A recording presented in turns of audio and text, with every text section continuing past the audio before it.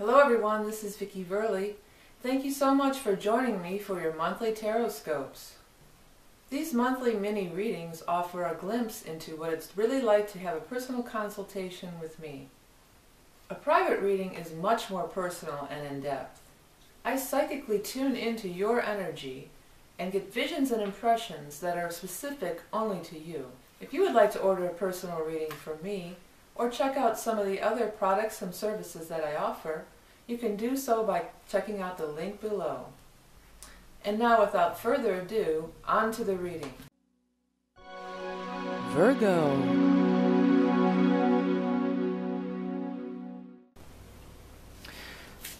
Hello, Virgo, and welcome to your September of 2014 Tarotscope, mini astrology reading, and animal totem. And happy birthday to all the Virgos born in September. This is your birthday, so your solar return, your birthday, most powerful day of the year, your personal new year, best day to do any kind of manifestations or resolutions. You know, New Year's resolutions is not really the thing. It's your birthday and your solar return, which is always going to be like within a day or so of your birthday, give or take, day before, day after. So that's the best time. So start getting your wish list together and your your affirmation list together, because this is going to be your time to you have the power of the sun in your sign and your solar return, where the sun returns back to its place of at your birth. All right, well, let's have a look at this stuff here now. Okay. Money things are happening. Something was cooking up here back in Leo, looks like, because you got the Page of Pentacles. So like Leo, Virgo. So maybe this last month here, when we went from fire to earth here back in August, looks like something maybe resolved itself already for you. Or if it hasn't occurred yet, the seeds are planted and are going to happen here in earth. So we're in earth in your sign till like the 22nd, when we move into Libra, which is the equinox. Powerful. Okay, so there was some kind of thing where it looks like possibly a job or something, working in a job you didn't like and things were out of balance, or maybe having to work a lot because the partner wasn't pulling their weight and you were having to contribute more financially. But it seems like that's kind of resolved itself, or if it hasn't yet, it's about to. It looks like definitely news is coming about money, and things are changing and shifting. You've got some fives showing up here, 5 of Rods and 5 of Swords. So there's a struggle. 5 of Rods is always a struggle, and it can be an argument, and it's being in a combative mode or an argumentative mode, or coming up against people who are. And the 5 of Swords is saying they're not going to really change, or they're not really eager to change, or it's going to be, at this time they have dug their heels in and said, no, I'm right. And you're like, no, I'm right, and then it brings about clashing. So the 3 of Cups is in the middle of that, and then the Ace of Swords. 3 of Cups is being happy, joyous, celebrating, socializing, going out for drinks. You know, they're toasting, they're going out for drinks and stuff. So I almost want to say it's that you can catch more bees with honey than you can with vinegar, or however that goes, or flies, whatever. There's something. In other words, sweetness is going to help you more than being competitive. If you're combative with somebody, they're just going to dig their heels in even more. And if you say, you know, hey, kill them with kindness, you know, why don't we go out for a drink, or why don't we, or get in the group dynamic, you know, so it's not so much one-on-one, create some buffers around you. And believe it or not, it does say, Ace of Swords, that there can be a victory, there can be a new beginning, a new change, a breakthrough. Ace of Swords is really a breakthrough. You know, there's dark clouds, and then you pierce it, and that light shines through, and it's just like, you know, it seems like these dark clouds are just never gonna. It's futile. You know, it's futile to try. And a lot of times, if this card comes up, it's like it's a waste of energy. You know, save your energy. But Ace of Swords says no. There can be a change, a turnabout, but it's going to come through kindness and 3 of Cups, and kindness, fun activities. Get them to laugh. Don't take it so serious. You know, get them to laugh. Get them to, and other people too. Okay, there's a decision that's made that's going to make you very happy down here. The decision is made, And the Knight of Cups is coming forward with the Lovers. So there's some kind of somebody that, I mean, a lot of you might be getting married. You might be saying, hey, I'm going to get married. Some of you may say, hey, we're going to start, it's time to start a family and decide to have a baby. These are all very positive things for relationships. Now, Knight of Cups it could be male or female in these general readings, but regardless of the sex, it could be water signs, Scorpio, Cancer, Pisces, which is very compatible with your earthy Virgo. But, you know, note that the King of Cups and all the Cups people are extending their cup outward.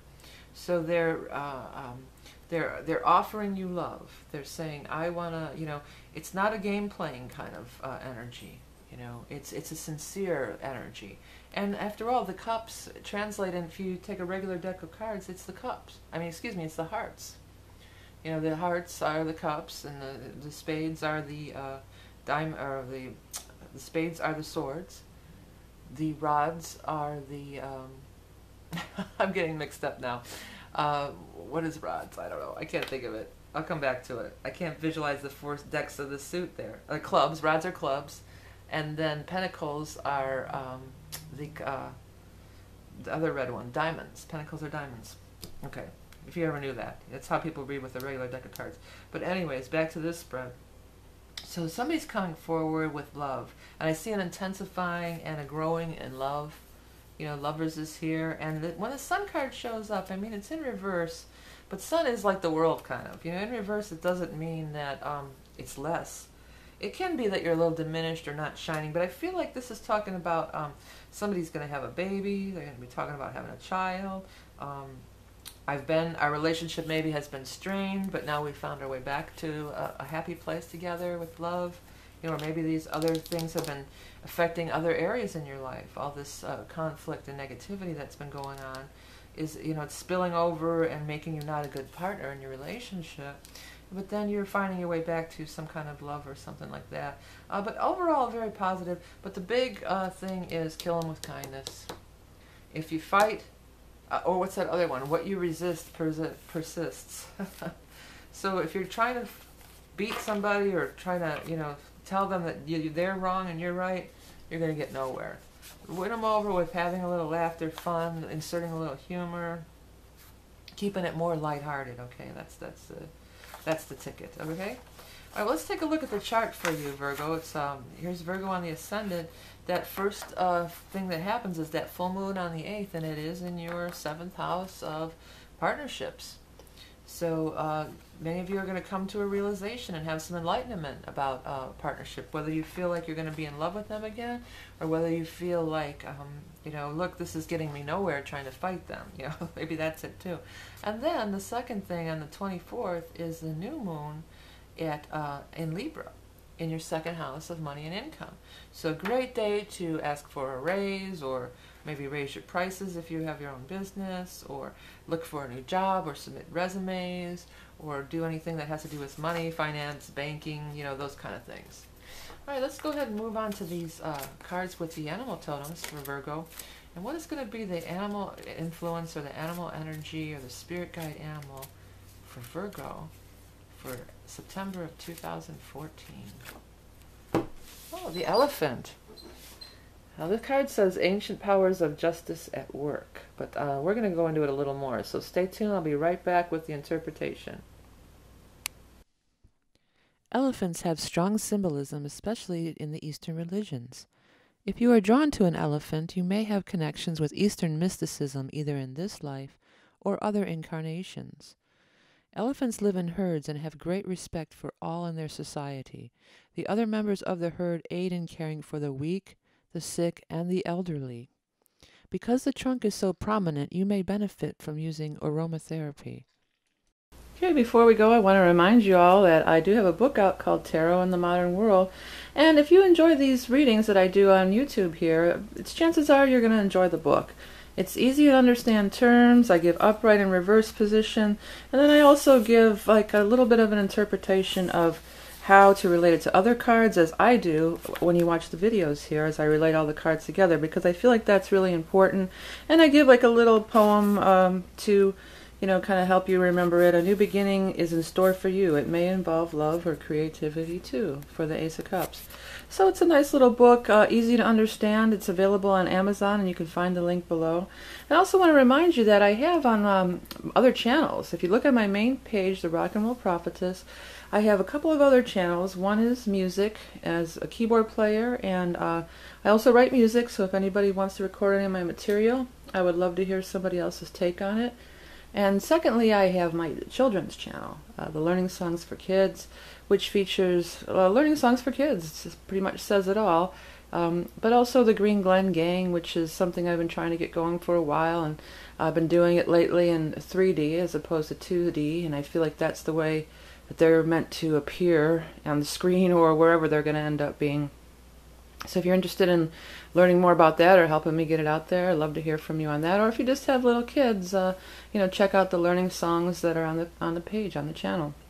I want to thank you all for donating, because your little donations, big or small, it all goes together, and it really helps me to continue to do these free videos every month.